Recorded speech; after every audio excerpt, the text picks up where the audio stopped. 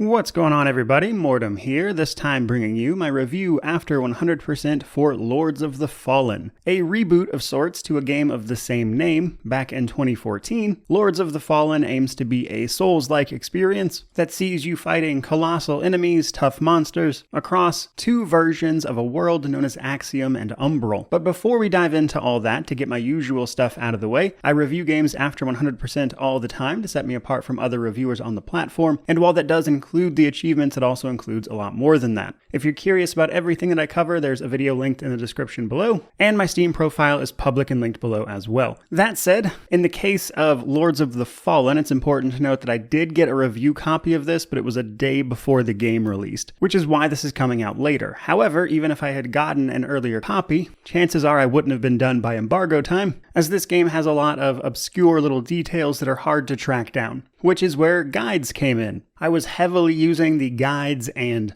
wikis that have already popped up for the game that have covered it very comprehensively, and thanks to those, I was able to track down and sort out what I needed to do and what I didn't need to do. That said, in spite of that still took me around 100 hours, but a single playthrough is likely to run you more in the 25 to 40 range depending on exactly how fast you're going. But as I mentioned, Lords of the Fallen is a Souls-like, which means the core of the combat is pretty much what you would expect from those games. Usually slow and methodical, however this game does later on have some, I would say, more intense fights that really ramp up the speed of movesets and attack patterns from bosses and enemies, and in some cases you can be fighting practically hordes of enemies in a game that is very visually striking, if nothing else. And while in many ways this game has a lot of what I would consider hallmarks of the genre at this point, there are a few unique things about it, like shifting between the two planes or worlds that you exist in, to both solve environmental puzzles to press forward, as well as learn individual things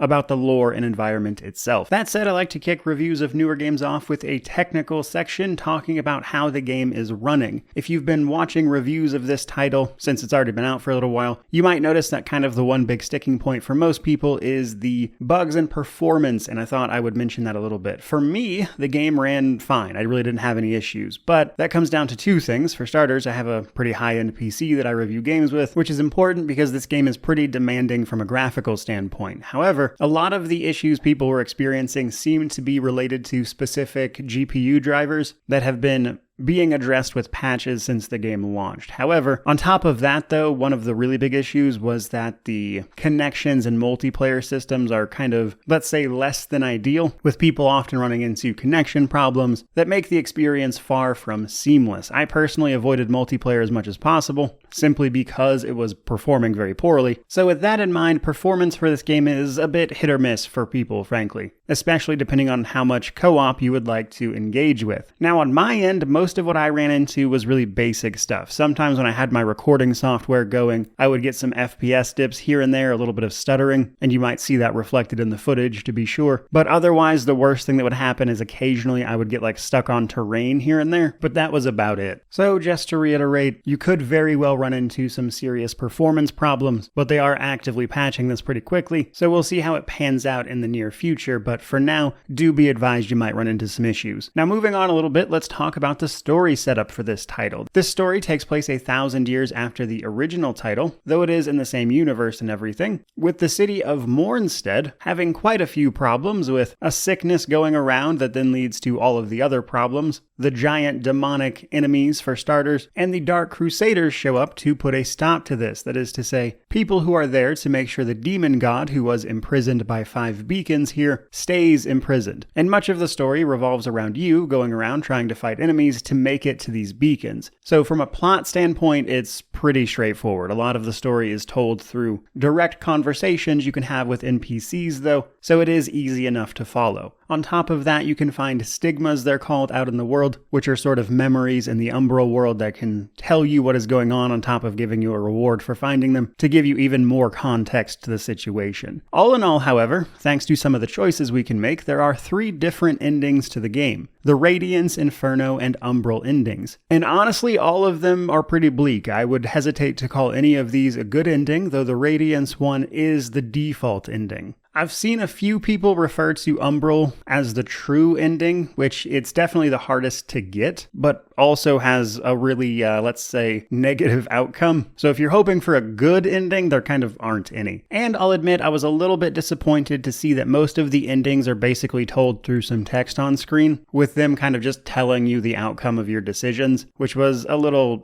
Radiance is really straightforward to get. You basically just do what you're told. The Inferno ending, you kind of just do the opposite of what you were told to do, with the only really complicated one to get being the Umbral ending, as you have to follow a few less than intuitive steps to access the area at which that becomes available, and then there's a bunch of other steps you have to take, so it's a little convoluted. You'd best be served by looking up a guide for that one. There's definitely a few out there already. But again, none of them were particularly satisfying, though I would say they kind of fit in with the theme of the world, to be sure. However, once you've accomplished this and beaten the game, you can move on to New Game Plus, should you so choose, though after the ending you can continue to play in the same world, which can be helpful for wrapping a few things up, tracking some things down, etc. And while New Game Plus unlocks here, you will also, depending on the ending you got, unlock one of the secret classes, of which there are 4 total, 3 of which are tied to the endings, and the 4th one being tied to a quest you have to complete in-game. And we'll talk about those classes in a second, because first I want to tell you about New Game Plus. New Game Plus makes some changes to the world that are definitely worth talking about. One, most of the shortcuts you unlocked previously will also be unlocked in New Game Plus. However, this is largely because the vestiges, or the teleport waypoints, that are available throughout the base game do not function in New Game Plus. The only place you can really teleport to in New Game Plus is the main hub area called Skyrest, which means the rest of the game has to be done simply by traversing it. And while that sounds rough initially, and I admit honestly that I don't like it, thanks to the shortcuts being open and the world itself being not exactly small, but traversable if you know where you're going, it's more manageable than it sounds, but I honestly don't think it's very fun either, which has to do with their checkpoint system implementation, which we'll talk about as well here in a little bit. Now, on the other hand, this gives the classes you unlocked by playing through the game the first time a little more weight, because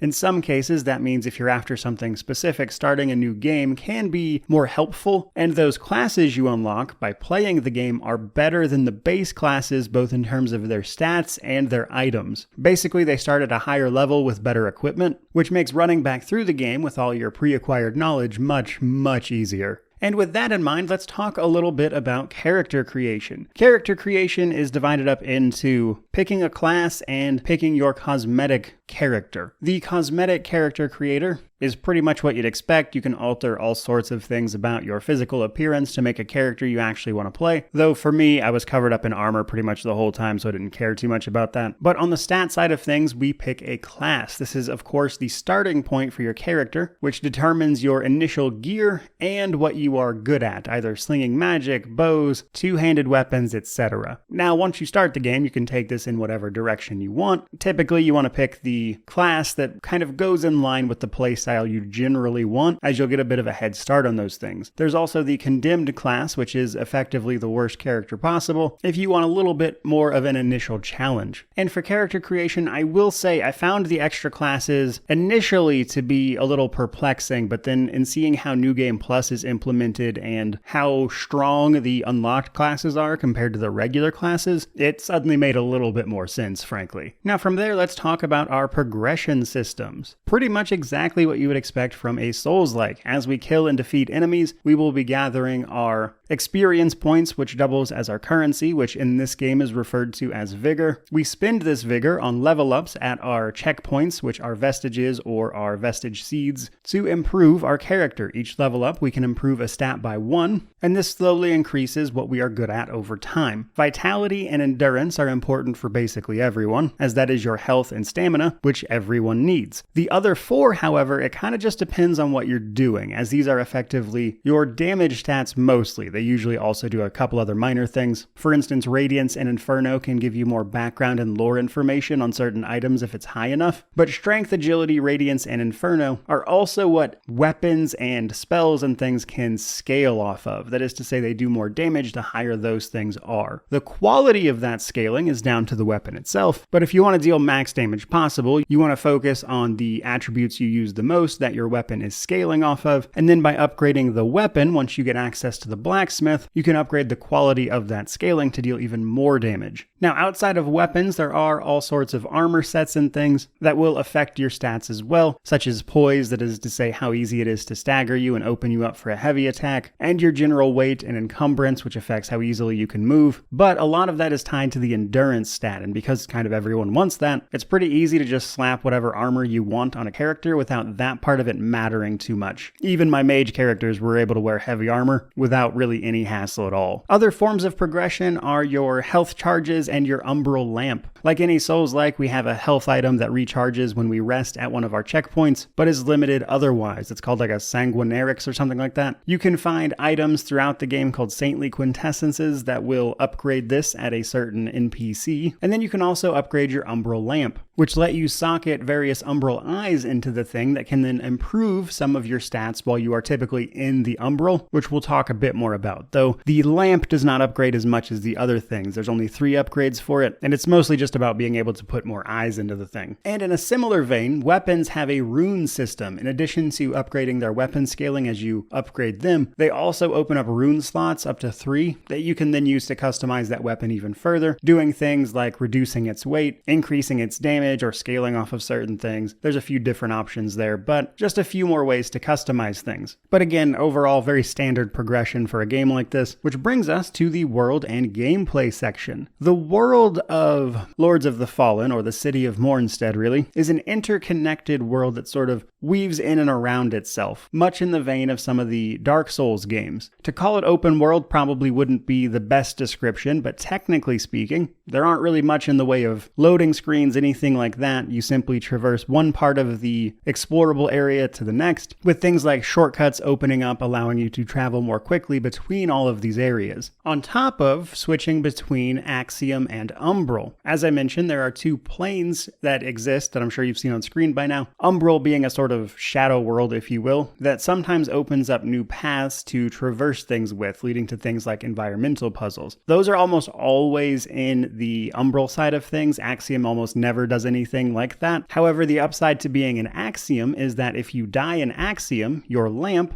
which is what is allowing you to traverse to the Umbral, will revive you in the Umbral world, as the lamp is kind of associated with a sort of immortality. And because you're constantly sort of phase shifting in and out of it, it leads to this very interesting contrast between the real world, which is already kind of bleak but admittedly beautiful in its own way, to this shadow world hidden sort of just below the surface that has a very different visual style and a few unique effects. For starters, when you're in the Umbral world, you're being hunted all the time. Basically, a meter is ticking up that leads to a multiplier in your experience. However, once that hits maximum, you'll start being actively hunted by things called Scarlet Shadows that can be very deadly. And while you're in the Umbral, enemies are basically constantly spawning in around you and attacking you. Most of them are easy to kill, but they can sort of overwhelm you in certain situations, which is something to be mindful of. But be it Axiom or Umbral, the world itself is mostly linear. You do have a few options in terms of what you explore when, however, so I wouldn't call it completely linear. You can do some things out of order, but for the most part, you're going to be running through the same area each time if you play the game more than once, just because of how the world is set up. As I mentioned earlier, our checkpoints are known as vestiges, or at least our main ones are, and these are denoted by the large knight with a lamp nearby. At our vestige, we can rest, upgrade our character, and teleport to other places, unless of course you're on New Game Plus when this is turned off, outside of teleporting only to the main hub area. Now, our main checkpoints are sparse. They are few and far between. I didn't actually count them, but I think there's like a little less than 20 full-on vestiges. In between vestiges, however, you're expected to sort of make your own checkpoints at set locations with an item called a vestige seed. This allows you to make a small checkpoint, but you can only have one of those active at a time, which means in between main waypoints, you often have to look for these flower beds in the Umbral where you can plant a vestige seed to make a temporary checkpoint for yourself where you'll revive if you happen to die, which will almost assuredly happen. Now, while that's an interesting system in and of itself, it does lend itself to some tediousness, I would say, because The main waypoints are few and far between, like I said. And while that's not necessarily a big deal, I think it becomes more of a problem once you figure out that larger enemies don't despawn once you kill them in this game. Resting at a vestige will typically reset enemies around you, which in this game includes the larger, more difficult ones to kill, and there can be like 5 or 6 of those in between you and the next vestige point. And while the vestige seeds help with this, that's also a resource you have to keep track of. You only have so many of those seeds, and while you will get some of them from killing enemies, you'll almost never have enough, and while you can buy them from the main hub area, that's currency that you then aren't spending on leveling up, which can cause its own problems. And this can lead to long sections of the game, like 2 or 3 hour sections, especially for the first time through, where you're basically just constantly dying, then reviving way far back, and then trying to get somewhere again. And I think that's where the game becomes its weakest, especially the first time through when you don't know like where to plant the seeds, like what's the best place to do that at. I often found myself just running past a lot of these enemies because it wasn't worth the effort to kill them over and over again, as I tried to sort of blunder my way through to the next vestige point. Now this is something that kind of goes away on a second playthrough because I know where I'm going, I know where the next vestige point is, so I can make more effective use of those seeds and not feel like I'm constantly short on them or needing to run through the same area a bunch, and also you'll just generally improve as you play more. So it's a problem that goes away, but on a first playthrough it was very annoying, and that's probably where I was having the least fun for sure. Now outside of those things, I do think it's worth mentioning that the world itself is gorgeous. I loved the look and atmosphere of this game. There's all sorts of NPCs with quests to do that you can track down, and then that'll lead you to different rewards or outcomes for those NPCs on top of the main endings for the game as well. And seeing what those NPCs are getting up to, what they stand for, on top of the stigmas you can find in the Umbral that tell the story of how things got like this before you arrived, or were resurrected more aptly perhaps, is all really, really cool. I do think they nailed the overall feel of the world, but on a first playthrough it can be tiresome trying to slog through certain parts of it, which is mostly down to the way they implemented this checkpoint system. Now from there, let's talk about the other big part of a Souls-like, which is the combat itself. For the most part, I enjoyed the various things around the combat system, though it does absolutely has its weak points. That said, we have access to a variety of melee weapons. We can also dual wield in certain instances. You can go sword and board. There's all sorts of melee weapons that then scale off of different things, many of which have their own attack patterns and use cases, so there's a lot going on in terms of the melee game, but we also have ranged weapons, magic, and you can use your lamp in some cases. Ranged weapons also have a variety of things going on, mostly because we're not just limited to like bows and crossbows. There are also thrown weapons. Ranged weapons can have ammunition associated with them as well, like different types of projectiles you're using. So in terms of ranged gameplay, you have a surprising amount of options, and it's definitely worth mixing in ranged or magic with every kind of build you make. Now for ranged in particular, this uses ammo. Basically every time you rest, you'll get a bar of ammo that you can use to throw things, with each type of throwable or ranged weapon consuming a certain amount of ammo with each shot. You then need to use an ammo pouch item to restore that ammo or just rest. So you can't just endlessly attack things at range, which also goes for magic, which sees you preparing your spells with your catalyst. In order to cast magic, you have to equip a catalyst as your ranged option, and then each catalyst has a certain number of spells that can be equipped to it that you also have to have. And then when you activate your ranged option, or in this case the catalyst, you can cast your magic, which is then limited by the mana you have, and you need mana stones to replenish it, or there's a few items that will replenish it as well, which makes it very, very good, such as a ring that just replenishes your mana all the time, which is helpful. But overall, ranged and magic are incredibly strong. In fact, there are many bosses that are trivialized by being good at those, which is usually how it goes in Souls-likes, especially since we can equip heavy armor as these more range-oriented classes, which means even when an enemy does get up close to you, you can usually take the hit thanks to your armor, and then simply put some distance between you and them and go back to slinging spells. And while you still definitely want to have a mix of melee and this, it's a very effective way to play. Magic is also divided into 3 different types: Radiant, Infernal, and Umbral. Umbral requires both Radiance and Inferno to be effective, but Radiance and Inferno have their own sort of playstyles. Inferno is often buffs and weapon enhancements, and Radiance is often just throwing spells and then dropping down auras and things like that. So there's there's a lot of, I would say, overlap between all the schools, as most of them have a way to buff yourself in some way, and then also ranged attacks, etc. But there is some differences, especially in the types of damage they deal, with Radiant usually doing holy damage, Infernal using fire, and then Umbral will usually do like wither or poison damage. So even there you have some options for some fun builds. Interestingly enough though, if you are in Axiom when you die, that's actually not the end. You'll be resurrected in the Umbral world and get one more shot at it before actually dying and then being forced to resurrect at a checkpoint. If this happens, you will lose your currently held experience that you then either have to go pick up or kill the enemy who took it when you died, which does happen sometimes, and they'll have a special glowing effect when they do. So when it comes to avoiding dying, you have a few different options for damage mitigation. Obviously just things like more health, armor, etc., but you can dodge, block, and parry. Dodging is the best option because dodging comes with iframes, which means you don't get hit at all. Blocking will see you stopping the regular damage but taking wither damage, which I'll explain in a second. And parry is much the same, though opens the enemy up for a counterattack at the same time. Wither damage is caused when your health bar turns white to a certain point, but doesn't actually disappear. This means your health to that point is withered, and if you get hit again, you'll lose all that health and then whatever the attack you just took was. But if you hit an enemy while your health is withered, you'll actually recover some of that withered health, which incentivizes you to stay more active and focus on aggressive actions where possible. But because being good at dodging really just mitigates the need for any of that, it tends to be the best option, especially because many bosses and enemies have very set attack patterns that once you learn can make it pretty easy to avoid being hit. Now personally, what I always struggle with is when the animation from my attack ends to exactly the point at which I can dodge, which is usually when I take damage personally. But once you get better at it, you can just mostly avoid damage and pretty much trivialize most bosses by simply knowing when to dodge, which makes subsequent playthroughs pretty easy. Now, another way to make this game easier is engaging with the magic system, because as I mentioned, being at ranged in this game is just really strong,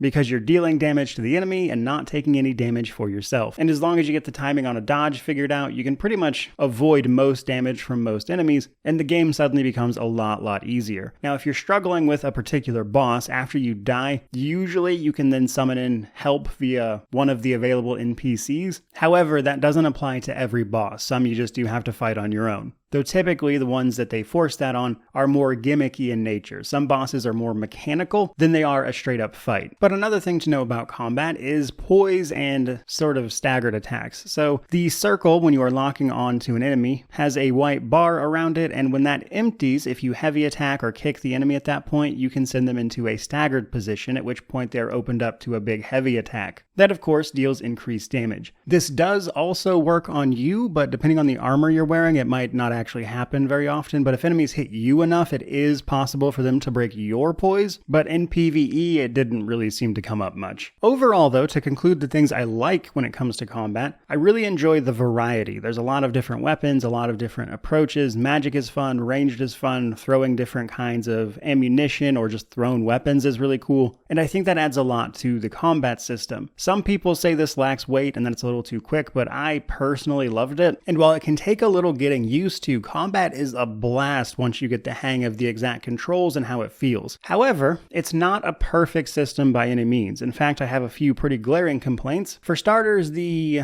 sort of elemental damage you get. Most of it isn't that impactful, like causing an enemy to bleed or take poison damage, set them on fire. Most of that just doesn't do a ton. That is to say, the damage it does do is underwhelming, frankly. So if you stack up holy damage on an enemy, they'll sort of take a lightning bolt to the face, which can deal a little extra damage, which is usually the case for all the others as well. It's not bad, but it's just not enough to be really impactful and worth pursuing in most cases. Now, some enemies are weak to certain elements, which will cause them to take increased damage if you buff your weapon with that, which is of course universally helpful. But the actual buildup of the effect on an enemy that then causes a status effect like poisoning them, etc., just never really felt worth the effort to do because the effect from that just wasn't that grand. But dealing the extra damage from an enemy who's weak to that element is of course always useful. But to bring us to two bigger complaints, the lock-on system and the enemy spam. So So the lock-on system in this game is just not good. There's no other way to put it. Obviously, we can lock on to enemies, but the problem with this is that the game often registers things like objects that aren't yet enemies as enemies, which means locking onto what you are trying to lock onto can be weirdly difficult. The game also seems to struggle on locking onto things directly in front of you. Sometimes it just refuses to lock on, or to lock on to something like way away from where you are, and then sometimes while you're fighting, the lock-on will just randomly switch despite there being a hotkey to switch targets. And overall, it just makes locking on to what you are trying to hit way more difficult than it should be. And while this isn't a huge deal for bosses, because it's typically just a 1v1, in instances where you're fighting a lot of enemies, it becomes a big problem, especially when you're fighting a boss or something and suddenly your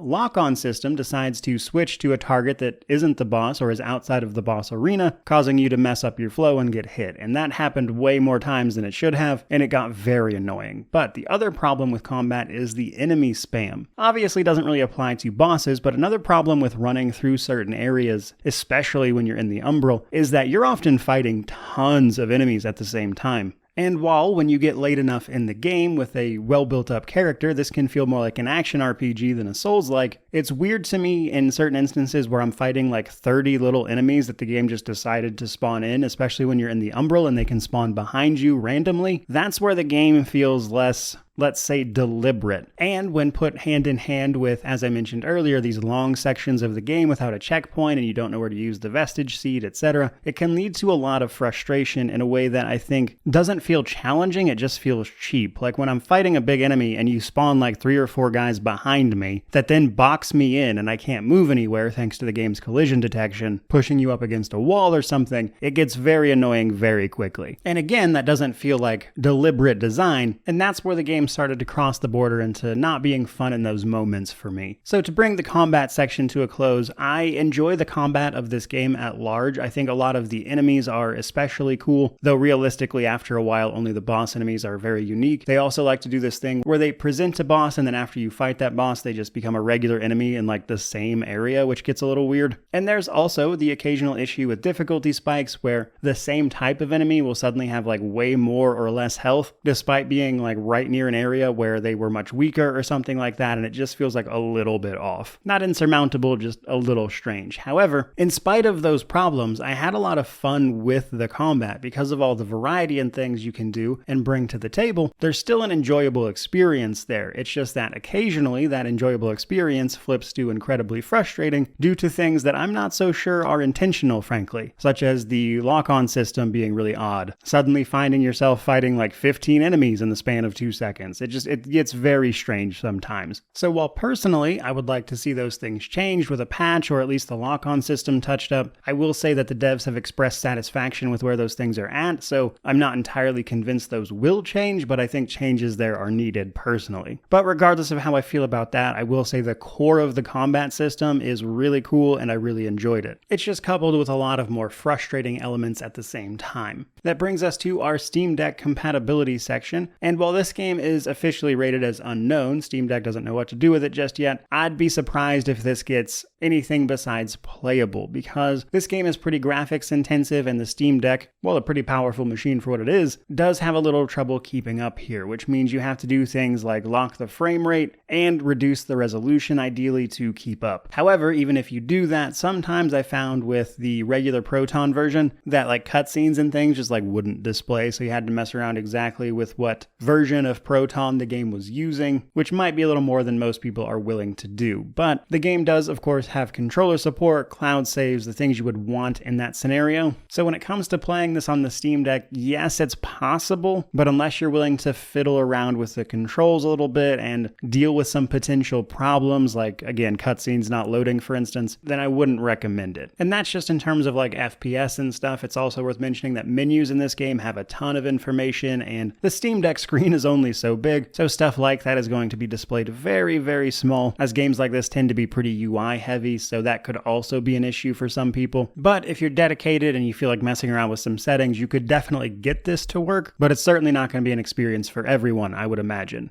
That, though, does finally bring us to our positives and negatives, and then we will wrap this thing up. Now, on the positive side of things, I really enjoyed the world of this game. The atmosphere, the lore, the NPCs, the visuals, all of that part of the game is done incredibly well. It is really cool to see all that stuff. And coupled with most of combat being really enjoyable, that's where the game shines. But another big positive is, of course, the sort of plane-shifting Umbral world part of things that sees you going from one plane to the next and interacting with these two very different worlds, and going back and forth feels fun. And the Umbral world feels dangerous to be in because you're kind of actively being hunted the entire time. And while I didn't talk about this too much in the review, it's also possible to hold up your lamp and sort of illuminate parts of the Umbral world without actually traversing into it. And while I'd be lying if I said that came up a ton, what I did think was really cool about that is that enemies can hit you while you have them highlighted that way, as if you're kind of making a portal into that next area, which I thought was awesome. And if you get hit in this way, that actually pulls you into the Umbral world. So mechanics like that, and then all the detail and the lore that went into building the world is just really, really cool. And most of the combat is enjoyable. However, all of that is really kind of juxtaposed against some, I would say, more glaring issues. First and foremost, the lock-on system is in rough shape. That thing really needs some work. Like, it just doesn't work most of the time. I was constantly fighting with it. It got old very quickly. Then we have things like the enemy spam, especially in the Umbral, and I get that they want it to feel dangerous, but again, sometimes you're fighting like 20 or 30 enemies out of nowhere, and it's just like not worth the effort. But with that many enemies, you're likely to get boxed in and die anyway, which, as I mentioned, just kind of feels cheap. But then we have the checkpoint system, leading to these several hour-long sections where you have to fight like what are essentially several mini-bosses in a row to get to the next one. You're always short on vestige seeds because you don't know where to use them the first time through. Buying more of them costs currency, and then you can't level up as much, which leads to its own problems. And that makes these big sections of the game feel just incredibly tedious to get through. And again, that gets easier your second time through when you know what to expect, etc. And you're likely just better at the game at that point. For your first time through, it's more annoying than it is fun, which is because it doesn't feel like a challenge, it just feels like you're spamming me to death. And all of that is to say nothing of the potential performance issues for people, though co-op in general is pretty rough for everyone.